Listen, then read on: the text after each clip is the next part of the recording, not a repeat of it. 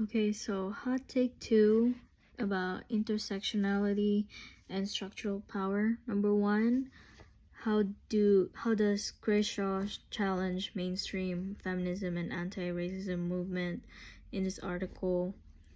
Why does she say these movements are sometimes inadequate when it comes to representing women of color? So my answer to that is Kershaw basically points out that mainstream feminism and anti-racism movements don't always include women of color in a way that it should be.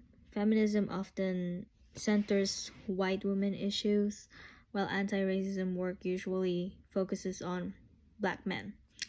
So black women and other women of color end up stuck in between with their specific experiences ignored. And also she calls this movement inadequate because they don't fully represent who like people who face multiple types of discrimination at the same time. It's like their stories doesn't quite fit into either of the category. Number 2, why does Crenshaw argue that black women's experience can't be fully understood by looking at racism and sexism separately? And can I think of other groups that experiences and may also be misunderstood when we ignore how different identities intersect? So my answer to that is that she argues that racism and sexism doesn't happen in separate boxes. For black women, these two things happen at the same time and affect each other. So if we only look at one of the other, we're not getting the full picture. Second, for the second question, I think this also applies to a lot of groups. For example, think about queer immigrant or a disabled person of color. If we only focus on one part of who they are, we miss how all those parts interact and shape other experiences. That's why intersectionality is so important. Number 3, this question says, what does privilege look like in everyday life?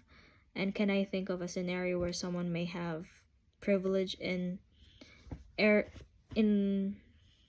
one area of their life but face oppression in another, and how I think perceive privilege in this scenario and would impact a person's behavior or thought process.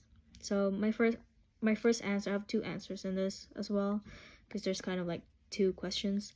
Privilege in everyday life can be simple as not worrying about being followed around in a store or always seeing people like you in leadership roles. It's not always about being rich or powerful. It's often the stuff you don't even notice unless you don't have it. An example of mixed privilege could be a wealthy black woman. She might benefit from class privilege, like access to good schools or healthcare, but still face racism and sexism, especially in professional spaces. That could affect how she sees herself or how others treat her. People might assume that she has it all because she's successful, because she's rich, and that could make her feel pressure to stay silent about the discrimination that she still faces, even though at some point she's privileged. Number 4, thinking about structural power with what social institutions of structural power do, I think impact my life the most. For me, definitely the education system, healthcare, and the legal system. These are the areas where decisions are made that can shape someone's entire future. Like whether you get access to mental health support in school, like the DSS and like colleges, whether a doctor listens to your symptoms, or how the justice system treats you based on your background. All of that is connected to structural power. And depending on our identity, your identity, those systems can either help you or hurt you. Okay, so number 5 is final thoughts.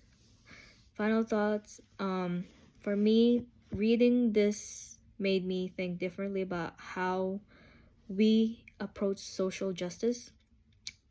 It's enough to say, I support women or I fight racism.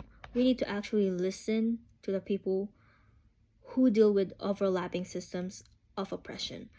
And intersectionally helps us see the full story, and that's the only way we can build real change.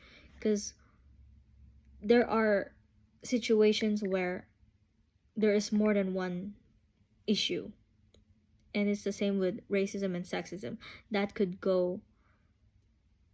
change a lot, taking a look of both racism and sexism at the same time, because it's going to connect the person's